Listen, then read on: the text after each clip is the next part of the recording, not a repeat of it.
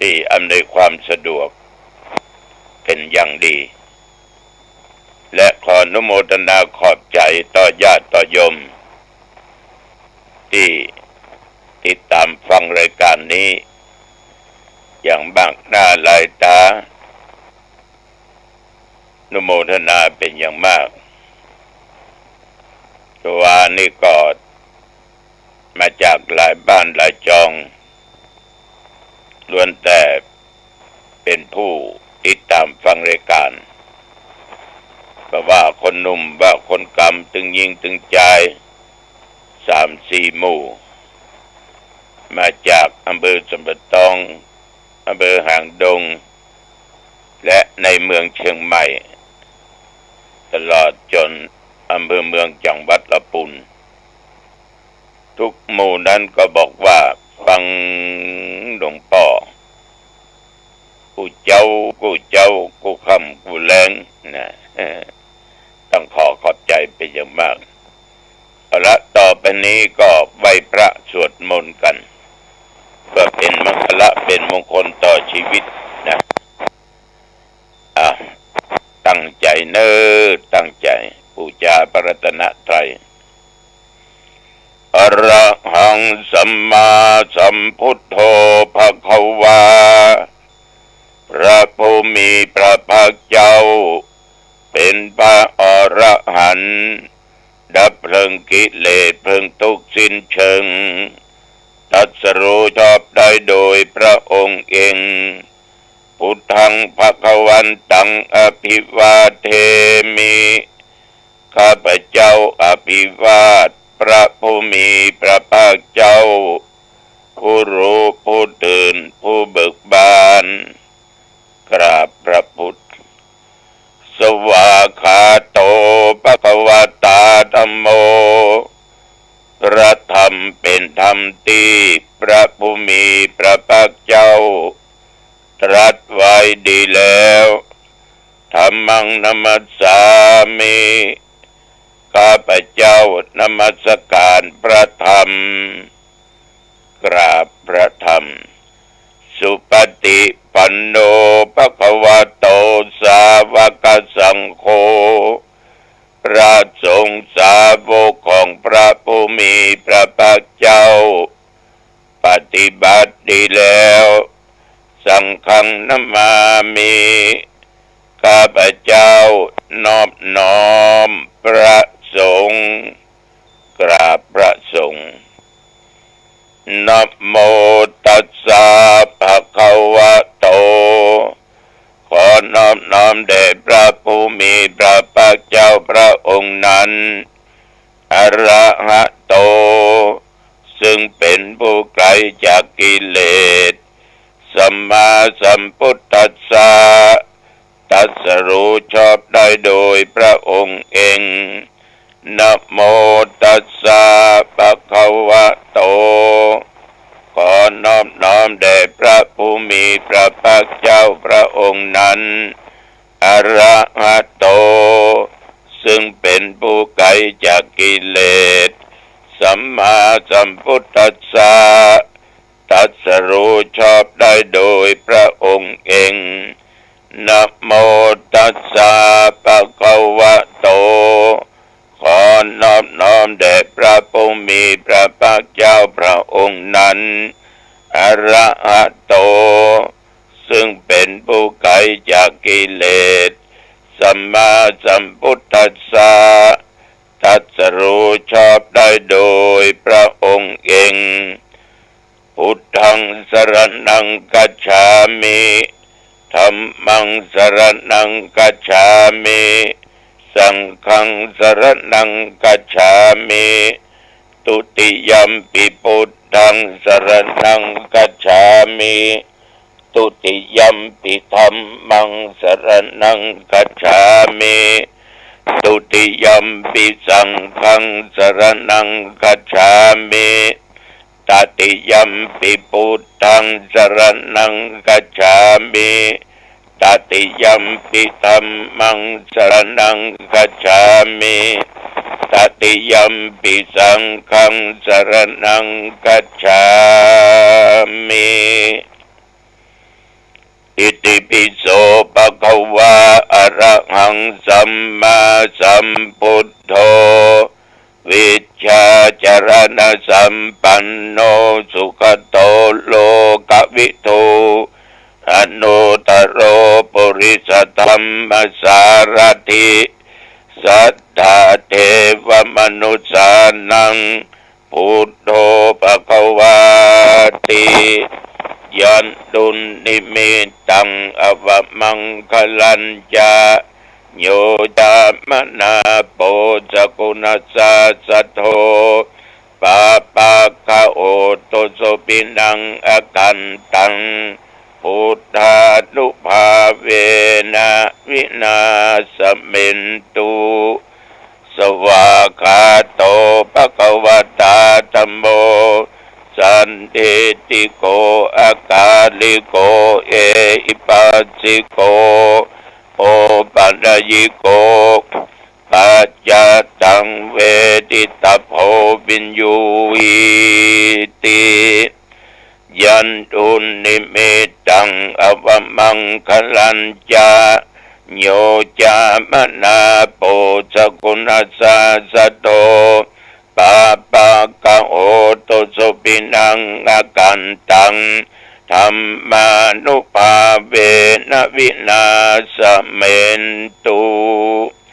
สุปฏิปันโนภะคะวะโตสาวกสังโฆโอชุปฏิปันโนภะคะวะโตสาวกสังโฆยายาปฏิปันโนภะคะวะโตสาวกสังโฆสามีจิปฏิปันโนภะคะวะโตสาวกสังโฆญาติตังจัตตาริปุริสยุคานิอัตถปุริสปุคลาเอสะภะคะวะโตสาวกสังโฆอาหุนายโยปาหุนายโยทักขินายโยอัญชลีกรณิโยอนุตตรังปุญญาเขตังโลกัสสาติยันตุนิมิตังอวมังคลัญจาโยจามนาโปสกุณสาสโตปาปะกะโอโตสุปินังอากันตังสังฆานุภาเวนะวินาสเมนตุวิปัสสิสานัมมัตโธจักขุมันตัสสะสิริมัตโตสิกิสัมปินัมมัตโธสัพพพุทธานุกัมปิโนเวสพุทธานัมมัตโธนะหาตกัสสะตปัสสิโนนะมัตโธกักกุสันตัสสะมรเสนะปมัตติโนโกนากัมนัสสะนะมัตโธปมัสสะบุสีมัตโตกัสสะปัสสะนะมัตโธวิปมุตตัสสะสัพพทิอังคีรสัสสะนะมัตโตสักยปุตตัสสะสิริมัตโตโยอิมังธรรมเตเสสิสัพพทุกขาปัมมุทนังเยจะปินิพุตตาโลเกยะถาพุตังวิปัสสิสุงเตชะนาอภิสุนามหันตาวิตัสสารธายิตังเทวมนุสสนังยังนมัสสันติโคตมังวิชาจรณะสัมปันนังมหันตังวิตัสสารทังวิชาจรณะสัมปันนังพุทธังวันธามะโพธัมมันติยะโตอังภาคินีอริยญาชาติยาชาโตนาปิชานามิสันจิจปันนังชีวิตาโวโรเปตาเตนะสัจเจนะโสติเตโอตุโสติกัปปะสะโอชังโคสติสังคโตธัมมังวิจโยตถา วิริยมปิติปัสสติโพชฌังคาจะตถาปะเรสัมมาทุเปกโพชฌังคาสัตติติสัพพทักษินามุนินาสัมมาทัคคตาภาวิตาภาอุลิกตาสังวัตตันติอภิญญาญาณิพพานายาจะโพธิยาเกเตนะสัจจวเชนะโสติเตโอตุสัพพทาเอกัสสมิงสมเยนะโทโมคัลลานันจักกัสสปังคิลาเนตุคิเตติสวาโพชังเคสัตตะเทสเยเตจะตังอภินันติตวาโรกามุตกิงสุตังคะเนเอเตนะสัจจวเชนะโสติเตโอตุสัพพทาเอกทาธรรมราชาปิเทลัญเยนะปิปิริโตจุนตเตเรนะตัญเยวะพนาเปตวานะสัทลังสัมโมติตวาจะอภัทธาตัมหาบุทธาสิทานาโสเอเตนะสัจจวเชนะโสติเตโอตุสัพพทาปะอินาเตจะอภัทธาตินนันนัมปิมะเอสินังมัคคะอัตตกิเลสาวะปัตตานุปติธรรมตังเอเตนะสัจจวเชนะโสติเตโอตุสัพพทาสักกะตัวพุทธรัตนังโอสัทังอุตตมังวรังหิตังเทวมนุษย์นังพุทธเตเจนะโสตินา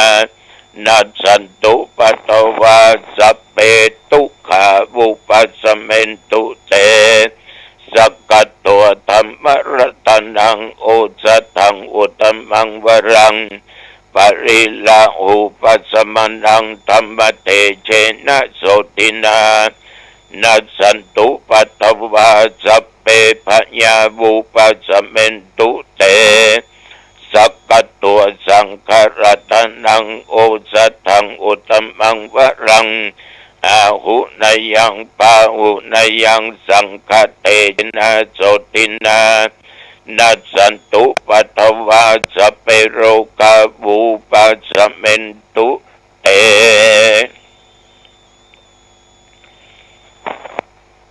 สิริติติมัตติสิริติติเตโชชยสิทธิมาอิติมหาคุณาปริมิตาปุญญาติการัสสะสัพพันตลยานิวารณะสมัทธัสสะภะคะวะโตอะระหะโตสัมมาสัมพุทธัสสะตวัตติงสัมมาหาปุริสลขันนานุภาเวนะอาสิตยานุปยัญชนะนุภาเวนะอัตุตลาสตะมังคลานุภาเวนะฉัพพันนะลังสิยานุภาเวนะเจตุมัลลานุภาเวนะตัสสะปรมิตานุภาเวนะทัสสะอุปปารมิตานุภาเวนะทัสสะปรมัตถปรมิตานุภาเวนะศีลสมาธิปัญญานุภาเวนะพุทธานุภาเวนะธัมมานุภาเวนะสังฆานุภาเวนะเตชานุภาเวนะอิตานุภาเวนะพลานุภาเวนะยยะธัมมานุภาเวนะจตุลสิติสหัสสตัมมขันธานุภาเวนะนะวัลโลกุตละธัมมานุภาเวนะอัตถังกิกมะคานุภาเวนะอัตถสัมมาปฏิญานุภาเวนะชละปิญญานุภาเวนะจตุสัจจญาณานุภาเวนะทัสสะปะระยานานุภาเวนะสัพพัญโยตญาณานุภาเวนะเมตตากรุณามุทิตาอุเบกขานุภาเวนะสัพพะปริตานุภาเวนะ รัตนาตยะสรณานุภาเวนะตุยหังสัพพโรกโสกุปัตตวาทุกขโทมนัสสุปัญญาสาวินาสันตุสัพพอันตรายาปิวินาสันตุสัพพสังกัปปะตุยหังสมิจันตุทีกายุตาตุยหังโกตุสัตตวัสสชีเวนะสัมมังคิโกตุสัพพทาอากาสปปตะวนะภูมิกังกามหาสมุทาอารักขาเทวตาสัทธาตุมเหอนุรักขันตุภวตุสัพพมังคลังรักขันตุสัพพเทวตาสัพพพุทธานุภาเวนะสัทธาโสติภวันตุเตภวันตุสัพพมังคลังรักขันตุสัพพเทวตาสัพพธัมมานุภาเวนะสัทธาโสติภวันตุเตภวันตุสัพพมังคลังรักขันตุสัพพเทวตาสัพพสังฆานุภาเวนะสัทธาโสติภวันตุเต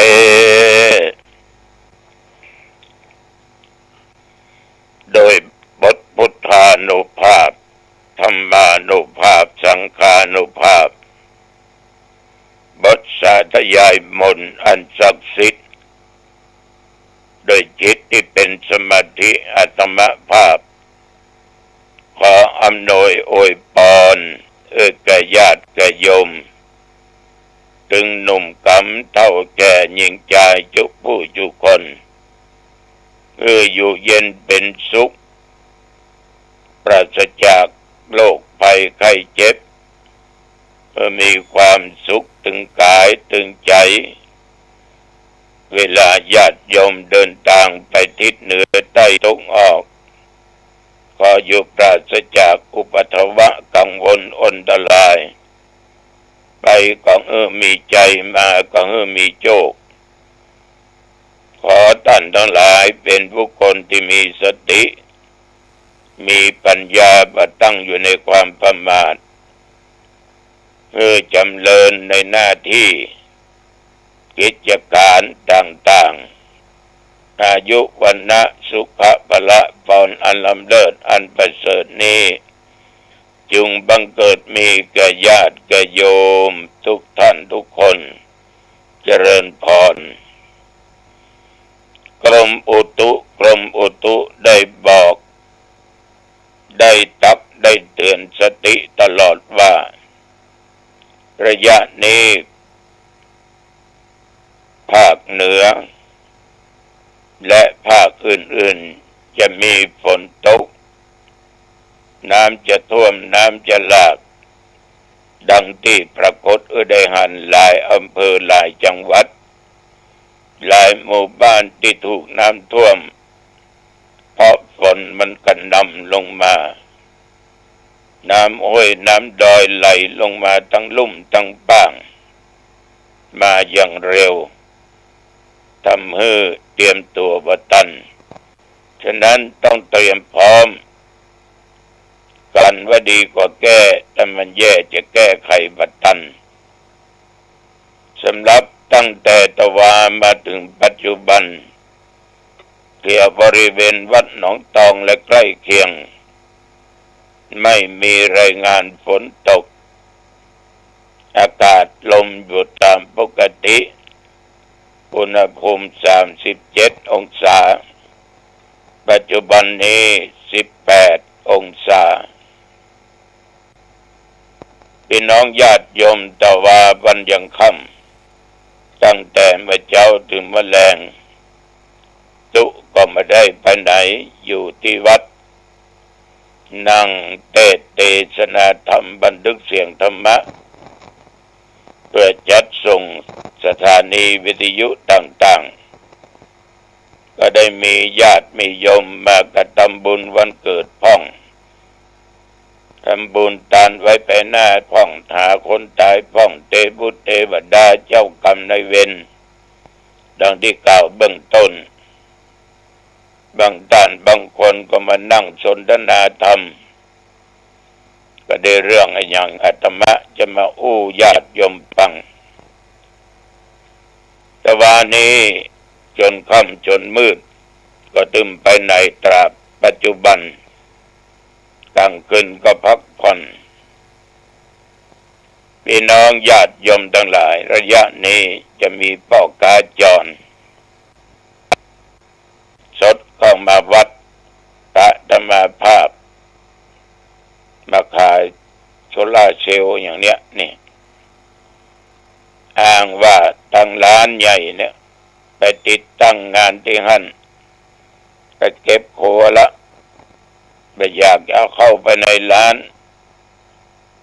คือไปถวายตามวัดแต่ว่าขอทูลคืนหน่อย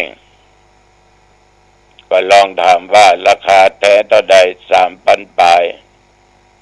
ได้จะมือวัดต่อใด1,000 กว่าบาท มันของ500-600 บาท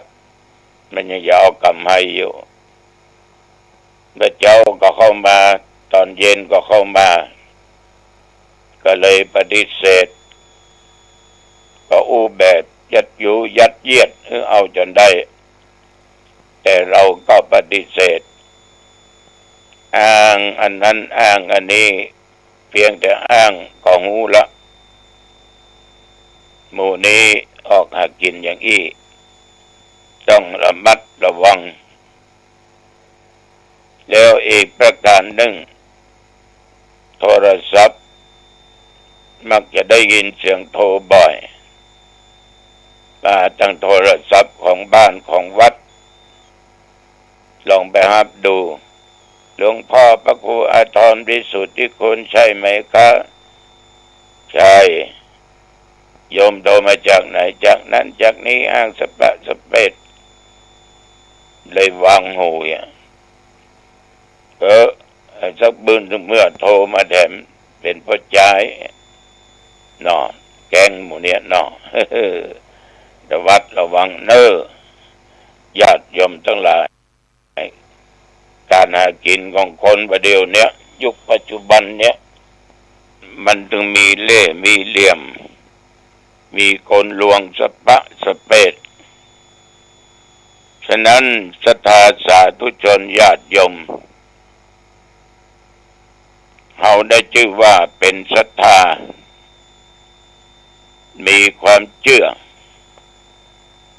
ก็จะไปนับได้นับเชื่อใจสติและปัญญาตึกต้องพิจารณาดูดีๆมันไปมีของที่ไหนจะมาขายถูกไปมีของที่ไหน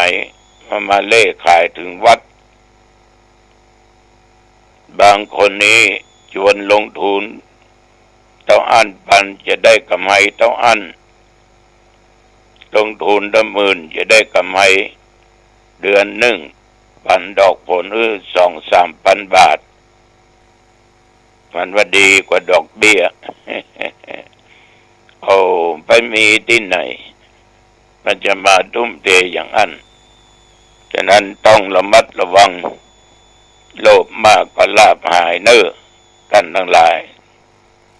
ฉะนั้นฐานะเอาเป็นเจ้าพุทธเอาจะต้องเป็นศรัทธาที่เข้มแข็งบ่หลงงมงาย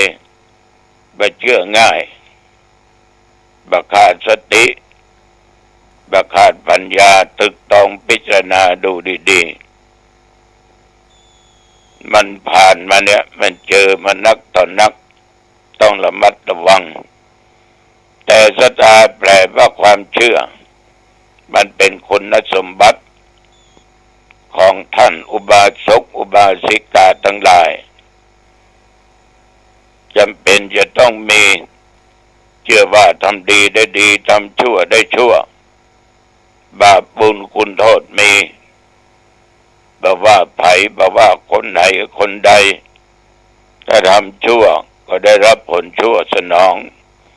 ถ้าทำดีก็ได้รับผลดีสนองเอาเป็นอุบาสกบาสิกานอกจากมีศรัทธาความเชื่อบาปบุญแล้วต้องเป็นคนมีศีลที่บริสุทธิ์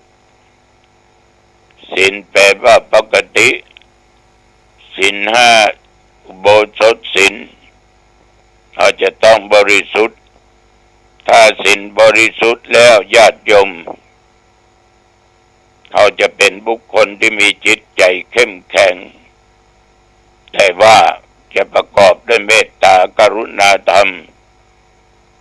ถ้ามีเมตตากรุณาจะไปใจอ่อนคือใจเข้มแข็งเว้นละสิ่งที่มันเป็นบาปฆ่าบัลักบัโลภบัโกงบ่ประพฤติผิดในกามนอกใจผัวนอกใจเมียบัจุบัล่ายบัหลอกบัลวงบัต้มบัตุนเว้นของมึนเมาทุกชนิดฉะนั้นเป็นบาศกบาสิกาต้องรักษาศีลไปการไปงานที่หั่นที่นี่ต้องดูตัวเองพ้องบางครั้งอายุพอจัดนักเมาเหล้าคือละอ่อนดูละอ่อนพอดูถูกดูแคว้นมันเปิงฤทธิ์ของแอลกอฮอล์ถ้ามันหล่อไหลล่วงลำคอไปแล้วมันเป็นน้ำเปลี่ยนนิสัยเป็นน้ำเปลี่ยนนิสัยมันจะมาเปิงฉะนั้นรักษาไว้ให้ดีก็แล้วกันประการสำคัญจะไปเป็นศรัทธาเป็นคนที่ตื่นข่าวตื่นมงคลต่างๆเป็นว่าตนบุญเกิดที่นั่นตนบุญเกิดที่นี่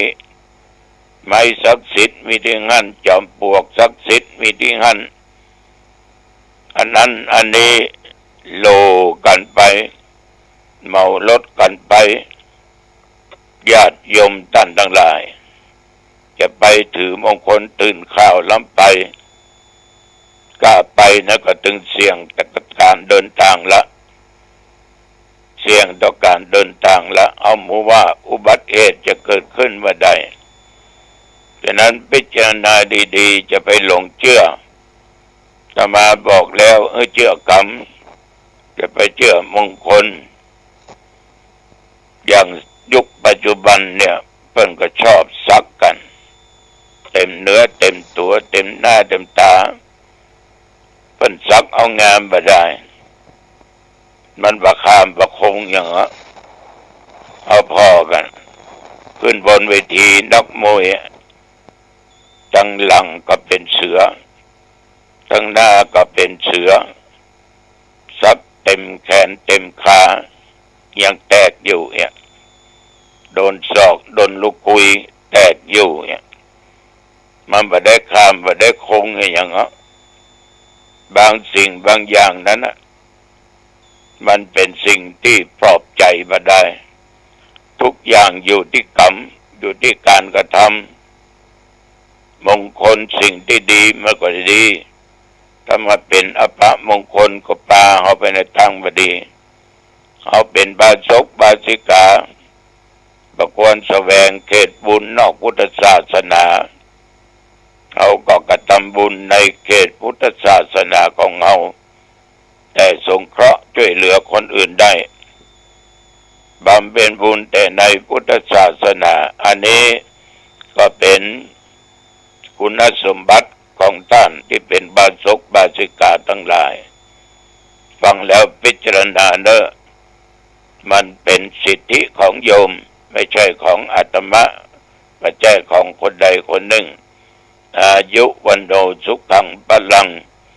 ขอความผาสุกจงบังเกิดแก่ญาติแก่โยมทุกท่านทุกคนเจริญพร